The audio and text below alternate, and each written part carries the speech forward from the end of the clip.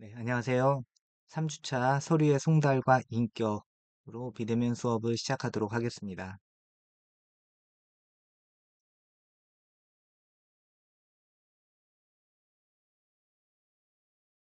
자, 이번 시간에 학습할 내용은요, 서류의 송달, 그리고 인격입니다. 자, 서류에 대한 송달 내용을 간략하게 한번 그림을 한번 삽입을 한번 해봤습니다.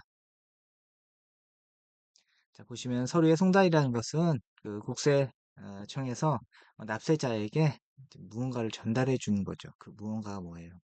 손편지죠. 네, 손편지, 서류라든가 이제 고지서, 이건 이제 과세관청에게만 적용되는 규정입니다. 그래서 서류의 송달에 대한 큰 개념은 국세청, 과세관청에서 납세 의무자에게 뭐예요? 서류를 전달한다든가, 그리고 결정문이라든가, 그리고 납부고지서 등을 전달할 때 이것을 우리는 서류의 송달이라고 합니다.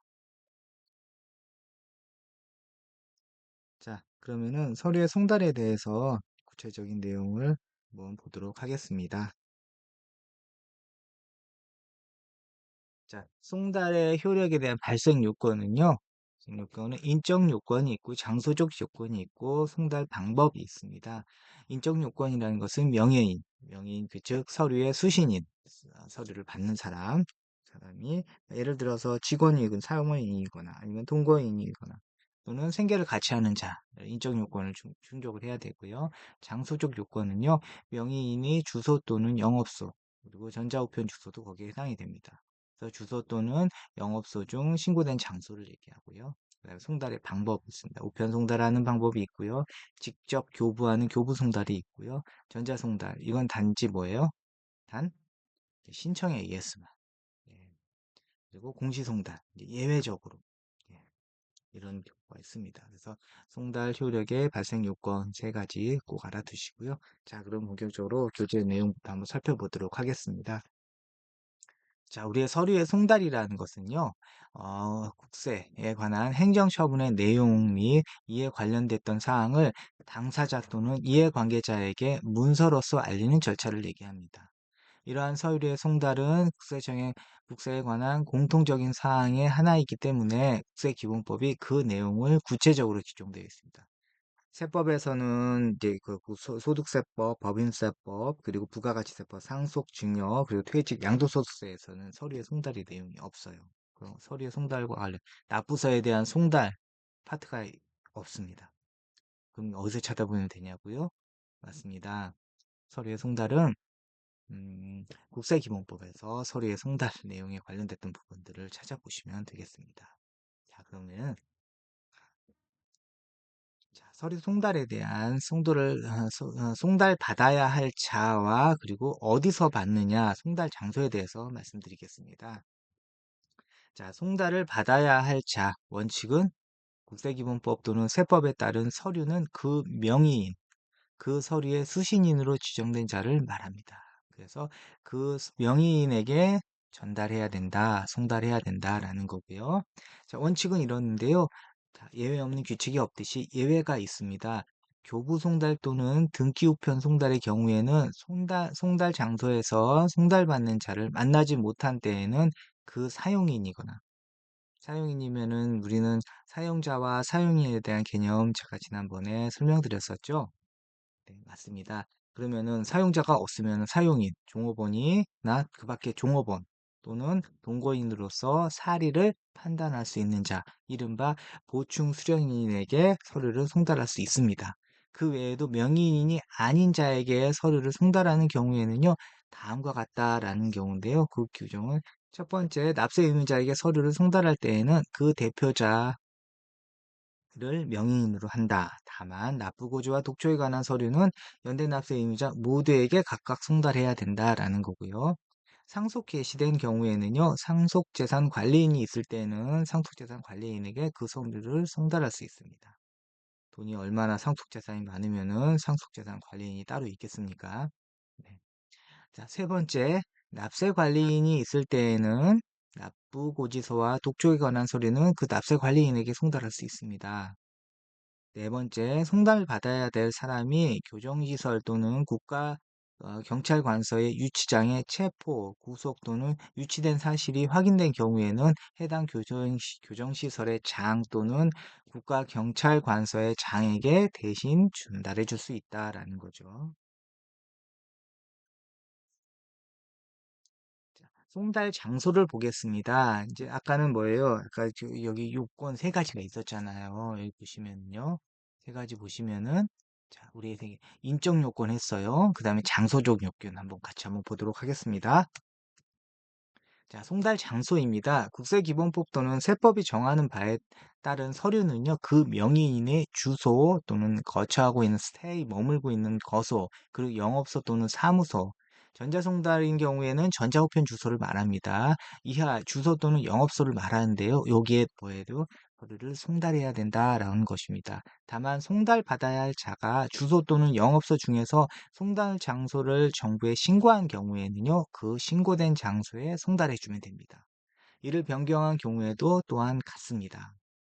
자, 송달받은 장소 또는 신고하려는 자는 송달 장소 변경 신고서를 해당 행정기관의 장에게 제출해야 합니다. 서류를 송달받을 장소로 주민등록표 등록법상 주소를 신고한 자 송달 장소 신고서를 제출하면은요, 주민등록법에 따른 주소가 이전된 때에는 송달받은 장소도 변경되는 것에 동의한 경우에는 주민등록법에 따른 전입 신고를 송달받을 장소의 변경 신고로 볼 수 있습니다. 한편 동그라미 1번에 보시면은요, 납세자가 행정청에 서류를 제출한 경우에는 관할관청을 그르친 경우에도, 그러니까 뭐예요? 잘못한 경우에도 서류 제출 효력은 인정되지만 행정청이 납세자에게 서류를 송달하는 경우에는 송달 장소를 그르치게 되면 원칙적으로 송달의 효력이 발생하지 않습니다. 따라서 송달받아야 할 자가 주소 또는 영업소를 이전할 때에는 주민등록표 등으로 이를 확인하고 이전 장소를 송달해야 합니다.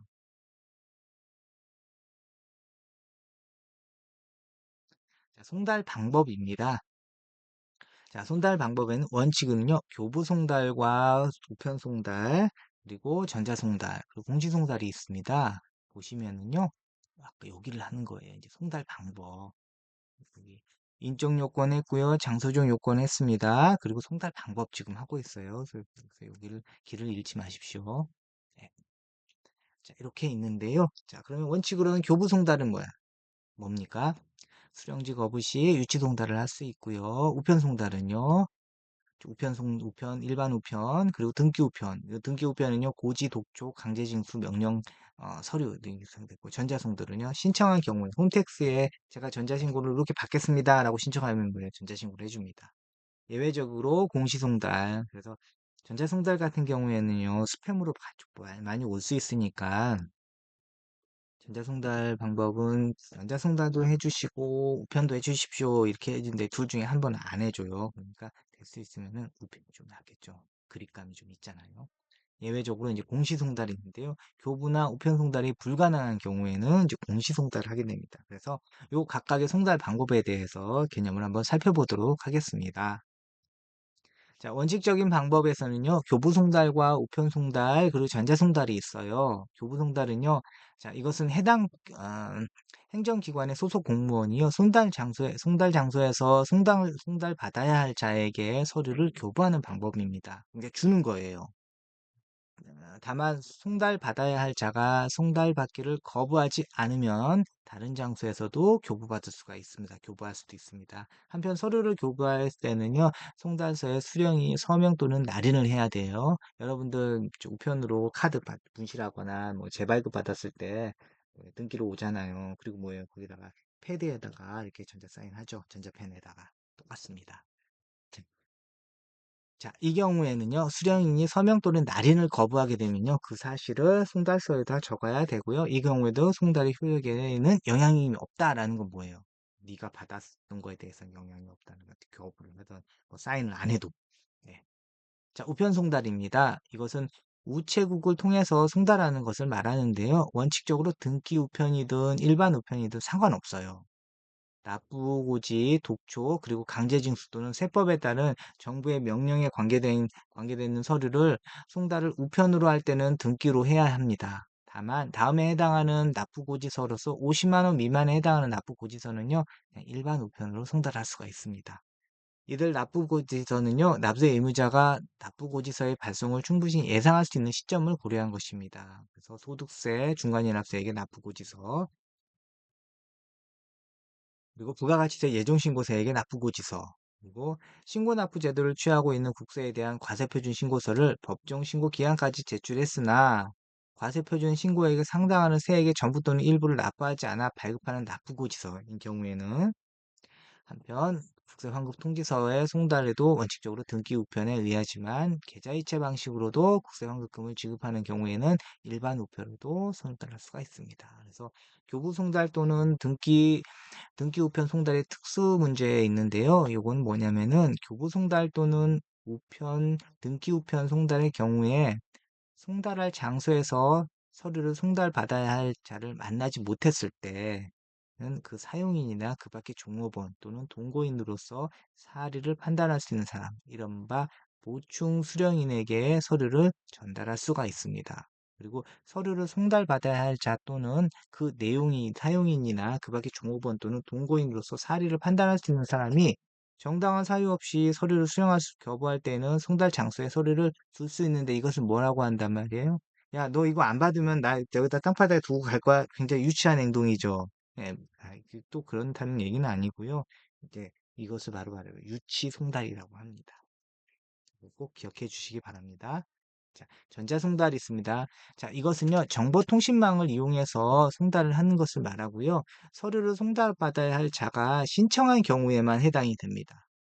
다만 납부고지서가 송달되기 전에 납세자가 국세정보통신망을 통해서 신용카드, 소득세 중간이납세액과 부가가치세 예정고지세액, 그리고 예정부가세액을 계좌이체 방법 또는 신용카드 등 지불카드를 포함해서 이것을 국세를 전액 자진 납부한 경우에는요, 납부한 세액에 대해서는 자진 납부한 시점에 전자송달을 신청한 것으로 본다라는 거죠.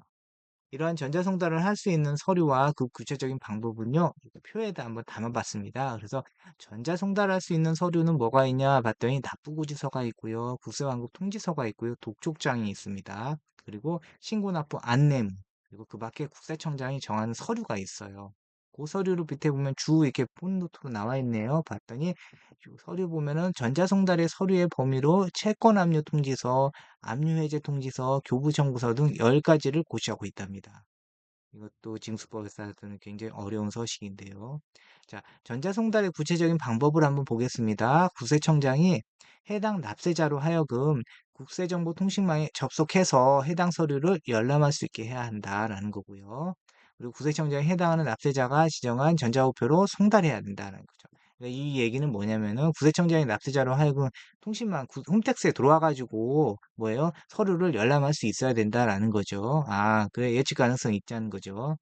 구세청장에 대한 납세자가 지정한 전자우표로 이메일 주소로 송달해야 된다라는 이런 말입니다.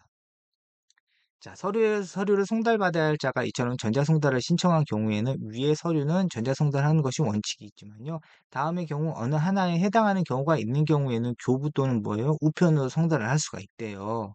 그래서 국세정보통신망의 장애로 인해서 전자송달이 불가능한 경우가 있고요. 그리고 정보통신망에 대한 장애로 전자송달이 불가능한 경우가 있고요. 그 밖에 전자송달이 불가능한 경우로서 국세청장이 이렇게 딱 정했다. 오늘은 저기 통신망이 잘 가동이 안 됩니다라고 했을 때는 이거 뭐예요? 교부 또는 우편 송달 방법으로 송달을 할 수가 있답니다.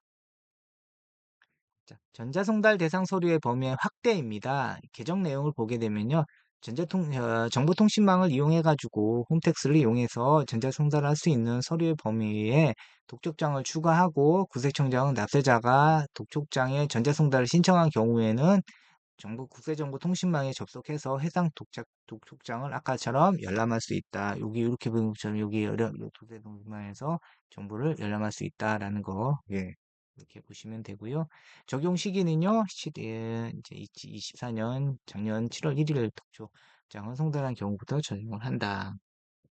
한편 국세청장이 국세정보통신망을 접속해서 서류를 열람할 수 있게 했음에도 불구하고 해당 납세자에게 2회 연속 전자상대 서류를 다음 1, 2에 해당하는 기한까지 열람하지 않는 경우에는 두 번째로 열람하지 않는 서류에 대해서는 다음 1, 2에 구분해 하는 다음 날에 전자손동 신청을 철회한 것으로 보겠다. 너 이거 읽지 않으면은 우리 더 이상 너한테 이메일 안 보내.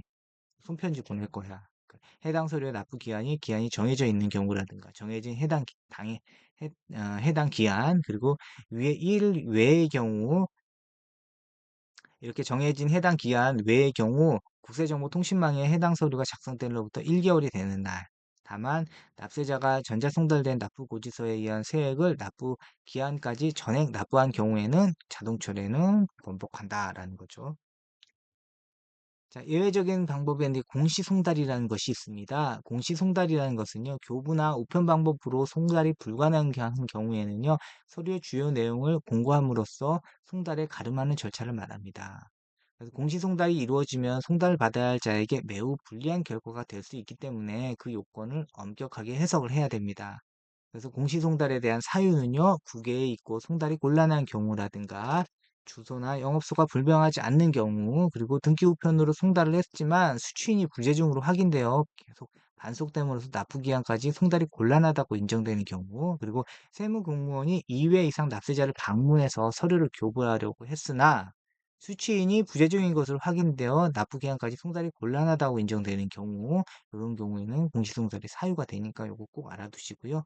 공시송달에 대한 방법은요, 어떤 것이 있냐 봤더니, 다음 어느 하나의 한 가지 방법으로 서류의 주요 내용을 공고한다라고 했습니다. 공시. 이게 방을 붙인다는 거예요. 현상 수배자들에게 사람이 많이 지나가는 곳에다 이렇게 딱 방을 붙이는 것처럼요. 그게 방이라는 거예요. 그래서 세무서, 국세정보통신망의 해당 서류의 송달 장소에 관한 특별자치시, 그리고 특별자치도, 시, 군, 구, 자치구를 말하고요.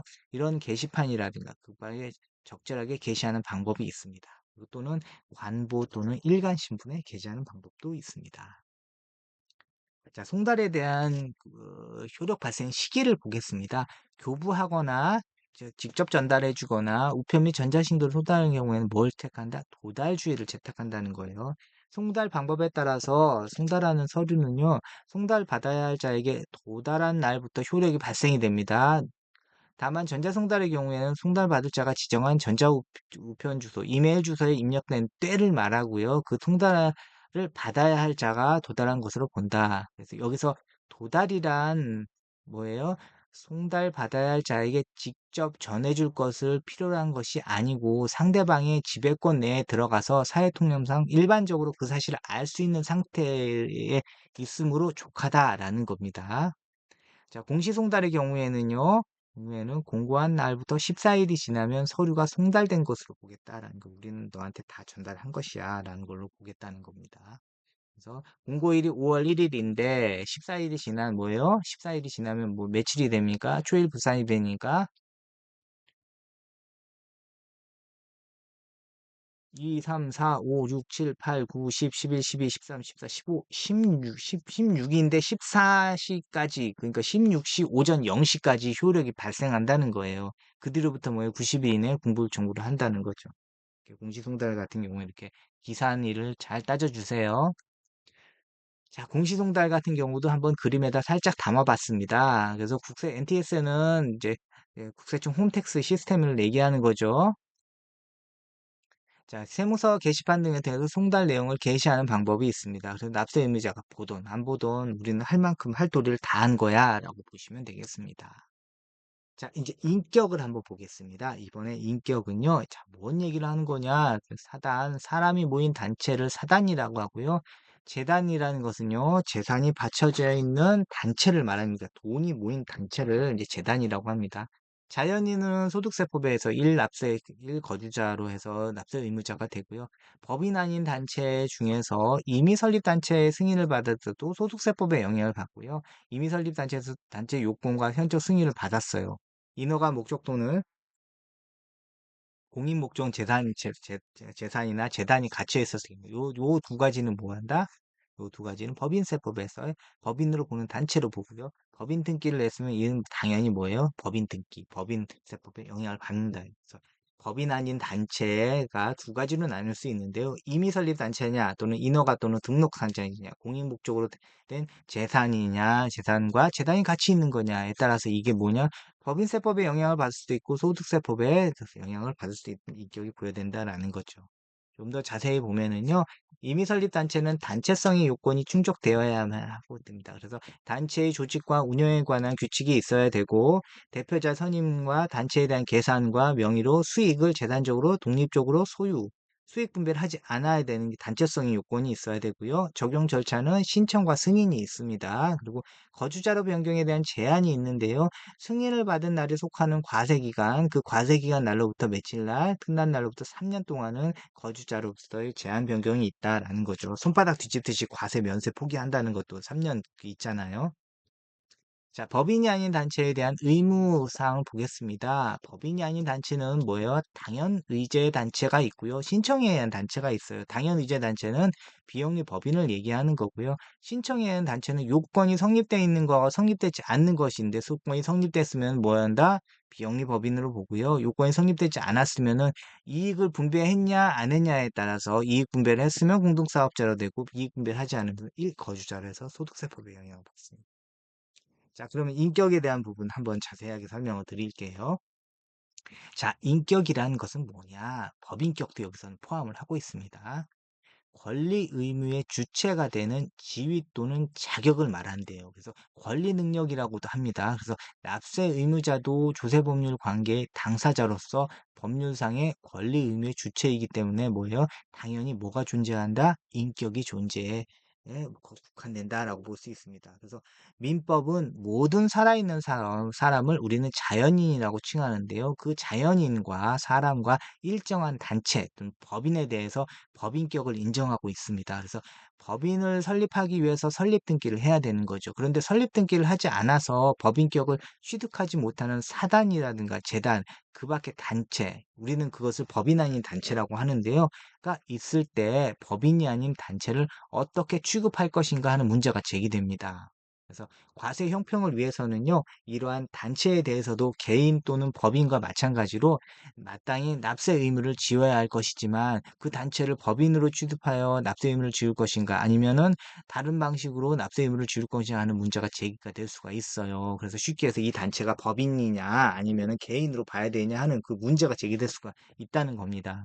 그래서 이것은 각세법의 공통적이고 기본적인 문제 하나이기 때문에 국세교본법이 그 판정 기준을 규정을 하고 있습니다. 한번 보게요. 자, 법인으로 보는 단체입니다. 당연 법인으로 보는 단체는 뭐냐 봤더니요. 그러니까 법인세법에 따른 내국 법인과 외국 법인을 말합니다. 여기서의 법인이라는 것은 우리 법인세법 기초 법인세 배울 때 뭐예요? 법인은 내국 법인과 외국 법인이 있죠. 그 기준은 뭐라 그랬습니까? 음, 네, 맞아요. 본거지 기준으로 한다는 얘기도 했었죠. 본거지가 국내에 있냐, 국외에 있냐라는 거죠. 자, 법인이 아닌 단체 가운데 다음 중 어느 하나에 해당하는 것으로 수익을 구성원에게 분배하지 않는 것은 법인으로 봐서요. 국세기본법과 세법을 적용한답니다. 주무관청의 허가 또는 인허가를 받아가지고 설립되거나 또는 법령에 따라서 주무관청에 등록한 사단, 사람이 모인 단체, 그리고 재단, 돈이 모인 단체, 그 밖의 단체로서 등기되지 않는 것. 등기됐다고 하면 뭐예요? 법인격을 부여받으니까 당연히 법인으로 보는 거죠. 법인에 대한 인격으로. 자, 공익을 목적으로 자산을 출연해 기본 재산인은 재단으로서 등기되지 않는 것. 자, 이런 것들은 뭐예요? 수수의 구성원의 수익을 구성원에 분배하지 않는 것은 법인으로 봐서 국세기본법과 세법의 적용을 받는, 이건 뭐예요? 당연 법인으로 보는 단체라는 얘기예요. 요 두 가지의 요건을 충족한다면은. 이 규정에 따라서 법인으로 간주되는, 얘네들은 법인이야 라고 딱 의제되는 단체는요, 성질상 비영리 법인에 해당이 됩니다. 그래서 비영리 법인의 설립 가운데 가장 중요한 것은요, 주무관청의 설립 인허가를 등이며, 재단, 이것은 모두 비영리 법인이고요. 설립 절차 가운데 가장 중요한 것은 재산에 대한 출연입니다. 이처럼 중요한 설립 절차가 완료된 경우에는 비록 설립 등기를 하지 않는 경우에도 뭘로 보겠다? 얘네들은 당연히 법인으로 보겠다라는 거예요. 그러니까 요거 주의하세요. 자, 승인법인으로 보는 단체 볼게요. 아까는 뭐예요? 당연법인이라는 거지. 약간 당연법인인데 요건 뭐예요? 요 두 가지 요건이 된다면은 자, 허가 또는 인허가 등록 출연했을 경우에는 얘는 당연법인으로 보는데 두 번째는 뭐예요? 법인으로 보는 단체는 두 번째 종류는 승인에 의해서 법인으로 보는 단체래. 자, 그걸 봤어요. 그랬더니 위에 법에 따라 법인으로 보는 단체 외에 법인이 아닌 단체 중 다음 요건을 모두 갖춘 것으로서 대표자나 관리인이 세무서장에게 신청해서 승인을 받는 것도 법인으로 봐서 국세기본법과 세법에 적용을 받는데요. 봤더니 뭐냐 요건을 봤더니 단체와 조직에 대한 운영에 대한 규정이 있고요. 대표자나 관리인이 딱 선임이 되어 있는 거예요. 우리 대표자하고 관리인 또 누구다라고 A, B를 딱 내세운 거가 있어야 되고요. 단체의 자신의 계산과 명의로 수익과 재산을 독립적으로 소유해서 관리하는 것. 그리고 단체의 수익을 구성원에게 뭐예요? 배부하지 않는 거예요. 본래 종교단체라든가 종중 아시죠?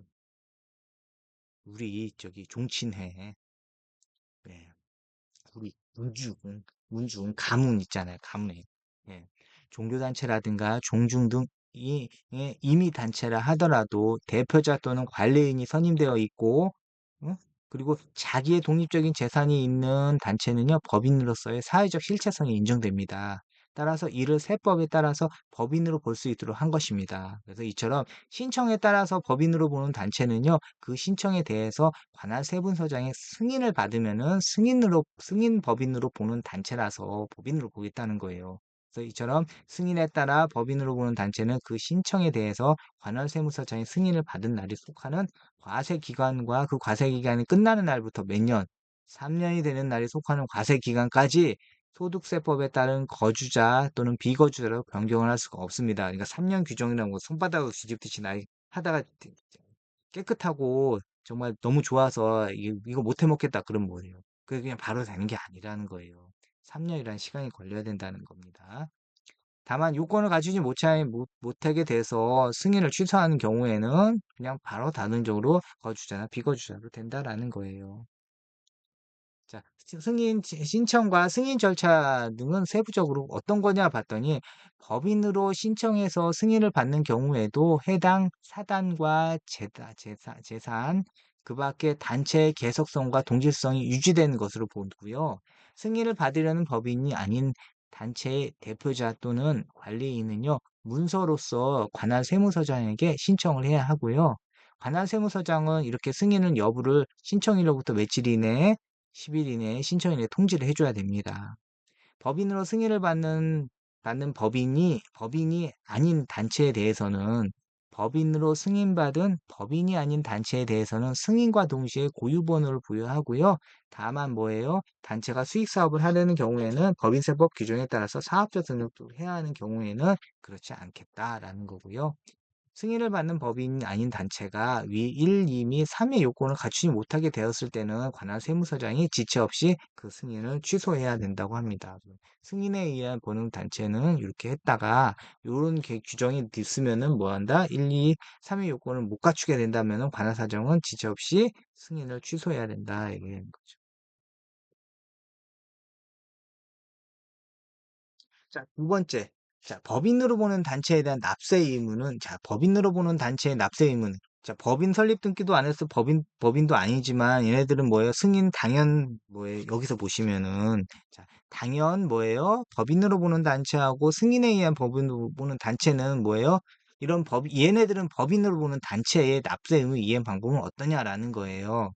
자, 법인으로 보는 단체의 국세에 관한 의무는 뭐예요? 그 대표자나 관리인이 이행을 하고요. 해당 단체는 국세에 관한 의무 이행을 위해서 대표자나 관리인을 선임하고 변경 신고를 하려는 경우에는 관할 세무서장에게 문서로 신고를 해야 합니다. 이처럼 법인으로 보는 단체가 대표자나 관리인의 선임 신고 또는 변경 신고를 하지 않는 경우에는요, 세무서장은요, 단체의 구성원 또는 관계인 중 한 명을 국세에 관한 의무를 이행할 사람으로 지정할 수 있고요. 이 경우 관할 세무서장은요, 그 사실을 지체 없이 해당 단체에 문서로 통지를 해야 된다고 합니다. 자, 법인 아닌 단체에 대해서 개별세법에서는 어떻게 취급을 하고 있냐 한번 보겠습니다. 자, 인격에 관한 국세기본법 규정은요, 개별세법에 우선해서 적용을 한다는 거예요. 그러니까 여기 국세기본법이 우선한다는 거예요. 개별세법은 이러한 국세기업법 규정을 토대로 해가지고 다음과 같은 구체적인 규정을 두고 있습니다. 여러분들 저하고 수업하실 때 가산세 규정할 때 한번 공부했었죠. 인덱스 다 붙여가면서. 아니면 하실 겁니다. 자, 가산세는요. 신고와 납부와 관련됐던 가산세가 다 개별세법마다 베이스로 깔고 있다고요. 이건 뭐예요? 국세기준법을 준용을 하는 거예요. 그리고 나머지는 뭐예요? 세금계산서, 미발급, 미존송, 뭐 교부 의무, 불성실, 뭐 이런 것들은 다 뭐예요? 부가가치세법인 개별세법에서 니네들이 알아서 하라는 얘기예요. 자, 그렇듯이 법인 아닌 단체에 대해서도 이런 개별세법, 법인세, 소득세, 부가가치세, 상속증여, 퇴직, 양도소득세법에서는 그럼 어떻게 취급을 하고 있냐라고 한번 보겠습니다. 인격에 관한 기본적인 규정은 개별세법에 우선해서 적용을 하고요. 개별세법은 이러한 국세기본법 규정을 토대로 베이스로 해서 다음과 같이 구체적인 취급을 규정하고 있답니다. 법인세법은요, 법인으로 보는 법인격 없는 단체는요, 법인세법이란 뭘로 보겠다? 비영리 언더라인 본다. 그리고 수익사업에서 발생한 소득에 대해서만 뭘 한다? 법인세 납세 의무를 진다는 거예요. 자, 소득세법에서는요, 법인으로 단체 외의 법인이 아닌 단체는 거주자 또는 뭘로 비거주자로 본답니다. 따라서 소득세가 과세된다는 거예요. 이 가운데 1의 구성원 간의 이익 분배나 분배 방법이나 분배 비율이 정해져 있고 사실상 이익이 분배되는 경우에는 그 단체의 구성원이 공동으로 사업하는 경우로 보겠다라는 거죠. 그래서 단체를 통해서 구성원의 분배받은 소득에 대해서는 각각 소득세 납세 의무를 집니다. 반면에 단체의 구성원 간의 이익의 분배 방법이나 분배 비율이 정해져 있지 않거나 확인되지 않는 경우에는요, 그냥 그 단체를 1거주자 또는 비거주자로 의지한다는 거죠. 따라서 단체는 구성원과 독립해서 소득세 납세 의무를 지게 된다라는 거죠. 자, 그럼 상증세법에서는 어떠냐? 법인 아닌 단체. 법인으로 보는 단체는 비영리 법인으로 채택하고요. 그 밖의 단체는 거주자 또는 비거주자라고 같이 본답니다. 따라서 이들 단체도 영리법인과 달리 상속세 또는 증여세의 납세 의무를 당연히 집니다.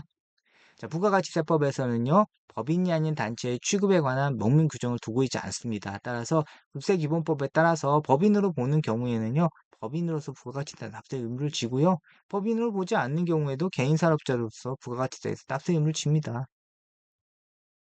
자, 이들에게 뭐예요? 고유번호가 주어졌잖아요. 이들이 과세사업도 할 수 있고, 아니, 저 과세사업자하고 거래도 할 수 있고, 면세사업자하고 하고도 거래를 할 수 있고, 영리법인과 비영리법인에 대해서도 거래를 할 수 있다는 거예요. 서로 재화나 용역을 서비스를 주고받고, 사고, 구매하고, 공급할 수도 있다는 겁니다. 자, 이랬을 때는 뭐예요? 부가가치세법에서도 간이과세 적용 여부, 그리고 예정신고 등의 많은 차이가 있기 때문에 법인으로 보는가 아닌가 역시 부가가치세법에서도 중요한 의미를 지니겠다라고 보고 있습니다. 자, 법인 아닌 단체에 대한 취급을요, 교재에서는 친절하게 도표를 나타내 봤어요. 봤더니 뭐예요? 법인 아닌 단체는 뭘로 본다? 법인으로 보는 단체가 하나 있고요. 그 외의 단체로 본다. 그러니까 법인으로 보는 단체는 뭐예요? 당연 법인으로 보는 단체, 승인에 의해서 보는 단체라고 있죠. 그 얘네들은 뭘로 취급한다? 소득세법에서는 비영리 법인으로 판단한다는 거죠. 상속증, 법인세법에서도 마찬가지고. 자, 그럼 그 외의 단체는 그냥 거주자로 봐서 소득세법 적용을 받는다라는 거죠. 자, 이럴 때는요.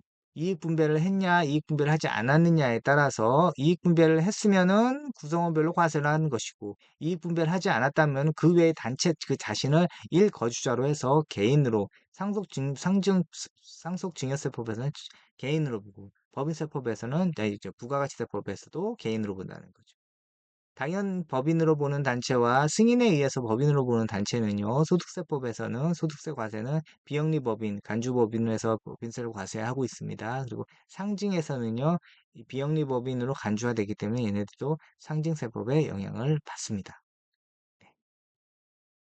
이렇게 요 부분 잘 기억해 두시고요. 자, 이번에는요, 보시는 것처럼 자, 퀴즈입니다. 다음 가로에 들어갈 용어는 무엇이냐? 가로란 국세에 관한 행정처분의 내용과 이에 관련됐던 사항을 당사자 또는 이해관계자에게 문서로 알리는 절차를 말합니다. 첫 번째 퀴즈였고요. 두 번째 퀴즈는요. 다음 가로에 들어갈 용어는요. 국세기본법 또는 세법에 따른 서류는 땡땡 가로를 그 서류 수신으로 지정된 자를 말한다. 이게 송달해야 된다라는 거고요. 자, 세 번째 가로 퀴즈는요. 자, 가로란 권리 의무의 주체가 될 수 있는 자, 이제 지위 또는 자격을 말하고요. 권리 능력이라고도 합니다.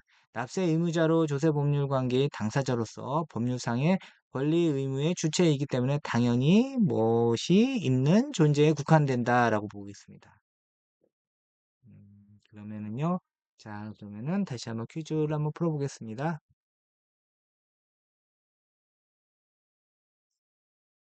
자, 자, 1번 퀴즈의 정답은요. 서류의 송달이었네요. 서류의 송달이란 국세에 관한 행정처분의 내용 및 이에 관련됐던 사항을 당사자 또는 이해관계자에게 문서로 알리는 절차를 말합니다.